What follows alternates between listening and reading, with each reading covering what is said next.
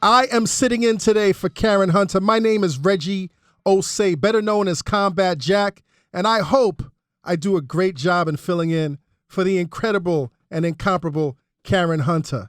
Let me tell you guys about myself. Born and raised in Brooklyn, first generation American. My parents are Haitian. I was raised in a single parent household, much respect to my moms. I went to Xavier High School in Manhattan, and that's when I started encountering things that weren't necessarily kosher. I had a guidance counselor at Xavier High School, and Xavier High School is a Jesuit, military, all-male, predominantly white prep school in the Chelsea section of Manhattan. And I remember at the time really not knowing what college I wanted to go to, but thinking I wanted to go to Syracuse because all my peoples were telling me that Syracuse was a hot school. So I remember sitting down with the guidance counselor, and I told him, listen, I think I want to go to Syracuse. And, I had great grades. I had like an A- average. And I remember him telling me, nah, you're shooting too high for Syracuse. Why don't you aim for Howard University? Now, listen, I love Howard University. I love HBCUs. I have a lot of respect for HBCUs. So I took his advice and I applied to Howard. I also applied to Syracuse. And by fluke, I applied to Cornell University. Well, I got accepted to Cornell University, and when I ran with joy to tell my guidance counselor that I got accepted, he was upset. He was upset. He was like, how the hell did you get in? And you could just tell in his face that he was just disappointed. So, I'm a young guy. I've got this innocent view of life, so I'm not really thinking of anything. I go to Cornell University. I become a fine arts major. My first semester, I'm taking these classes with all of these trust fund kids, and I realize that, I'm from the Crown Heights section of Brooklyn, and in the 1980s, Crown Heights was, it wasn't no Bel Air, you know what I'm saying? And I definitely was no Fresh Prince. So I realized at that point that I had to empower myself. I made a very, impulsive decision, and I decided to go pre-law. Went pre-law. Was a very painful process because I was thinking with is it the left side or the right side of the brain? The creative side. Is the left. So I was thinking with the left side of the brain, and then now I'm in all of these like statistics and, government and all these hard classes and trying to figure out how to operate the right side of my brain. But I did it. I raised the bar. I survived. And then I got accepted into my number one school, which is Georgetown University Law School. I'm not saying this to say I'm fancy. I'm just explaining to you. I'm introducing myself to you, Karen Rebels, so y'all understand that I'm a guest and I'm here for y'all today. So anyway, I go to Georgetown University Law School. I hated it. Realized that my natural self was not to be an attorney. No disrespect to any attorneys, because I've been associated with, I've worked with, I've made history with a lot of incredible attorneys, but a lot of law students at the time were kind of reptilian, just nasty, and just I'm always right and always wanting to argue, and that wasn't me. So we're talking about the end of the 1980s, the beginning of the 1990s. I was very fortunate after I graduated from law school. I ended up interning with Russell Simmons at Def Jam. So now I'm in the music industry. The music industry is popping.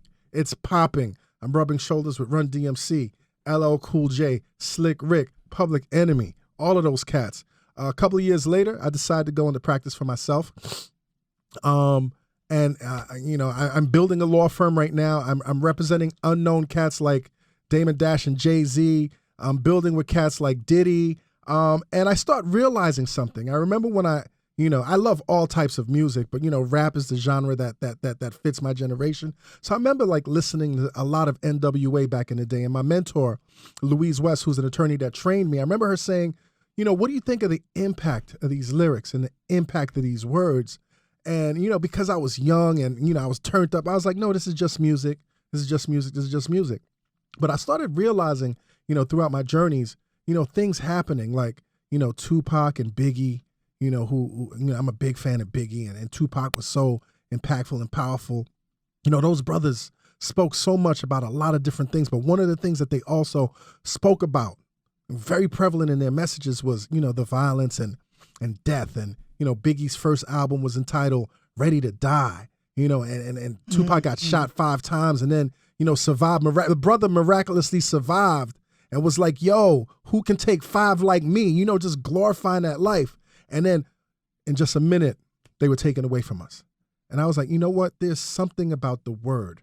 There's something about power and the word, and the bigger your reach, the bigger your audience, the more powerful the word. I'm not here just for doom and gloom, because on the other side, like I said, I was working with Jay-Z, and I remember when nobody wanted to mess with Jay-Z. But from the moment I heard Jay-Z's music, he always spoke about wealth and how he was going to be the wealthiest MC and how he was going to be the best MC. Like, just always talking about that, when the entire industry overlooked him. And look at him now in 2015, one of the most powerful entertainers on the planet, one of the most powerful and richest businessmen on the planet. And he also, incidentally, is historically my favorite MC of all time. If y'all have any issues with that, y'all can hit me on Twitter. We could go back and forth at @combat_Jack. I know some of y'all agree with me. I know a lot of y'all don't, whatever.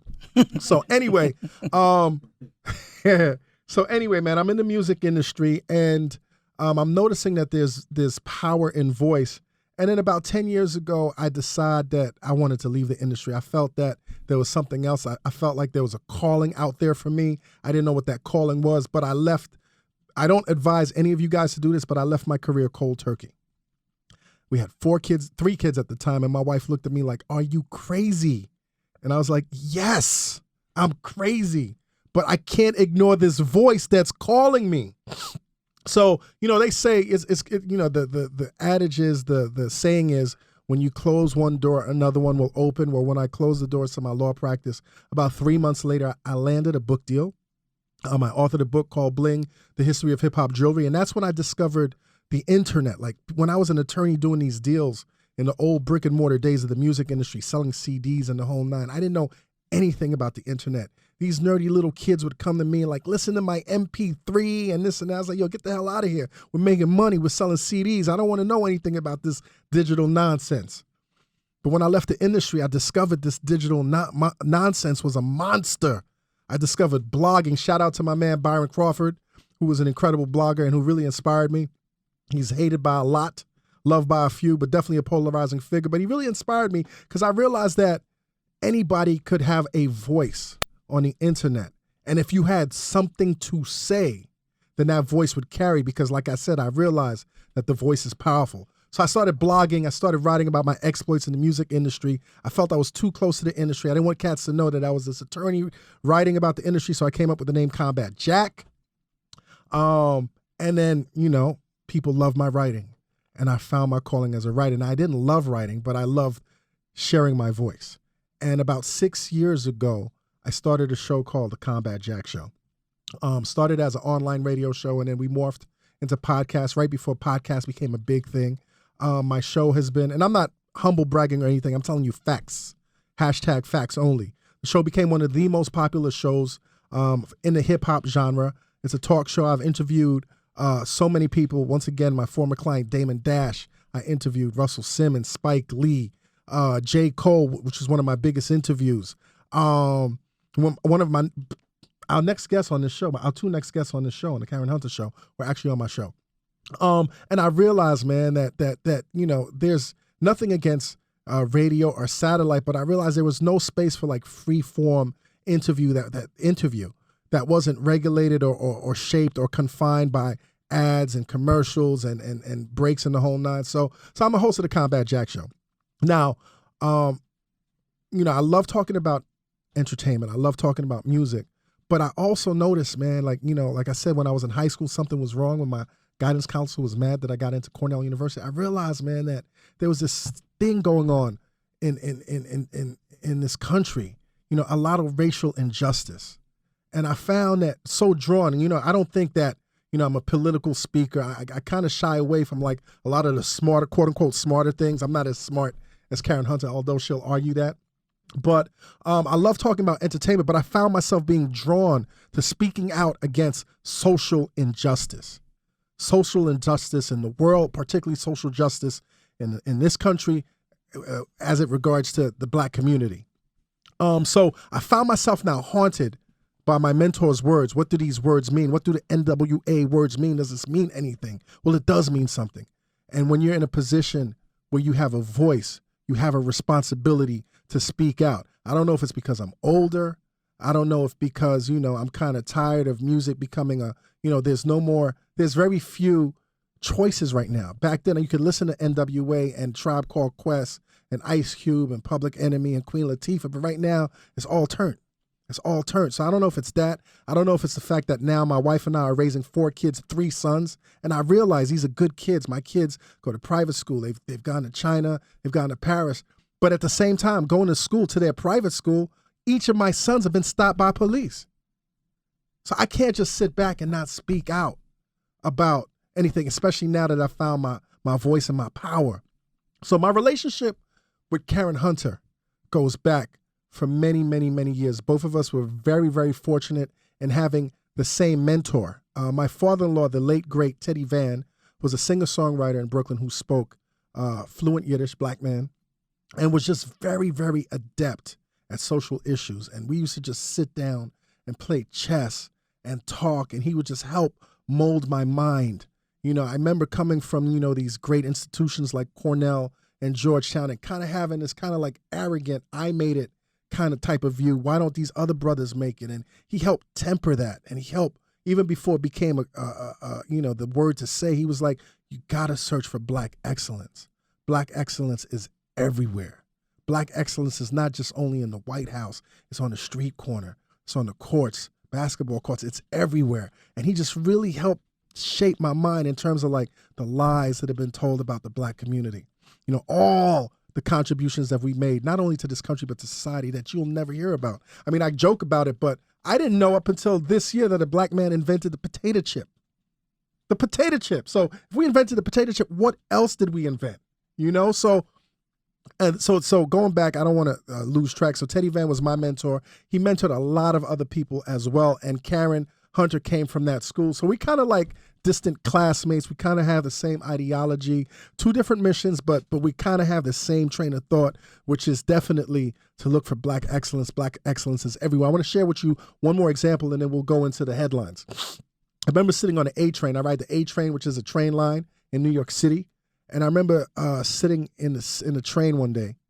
The train was going to Manhattan. And there were these 2 brothers that looked, I hate the term now because it has such a negative connotation, but these 2 brothers, for a better lack of words, looked very thugged out. And they were talking, and I'm overhearing their conversation. And as I'm hearing their conversation, I'm hearing them talking about their legal problems and how they were caught up in the system. And one brother was talking to another brother and advising the other brother about the legal loopholes and how he could move around and this and that. And the way he was advising this brother on legal issues, I was like, that's black excellence right there. For him to know the legal system without ever having gone, I'm assuming, to college or law school, to him to being caught up in the trap or whatever, but he being able to adapt and observe what's going around him and understand legalese. Black excellence. We got to search for black excellence. Black excellence is everywhere.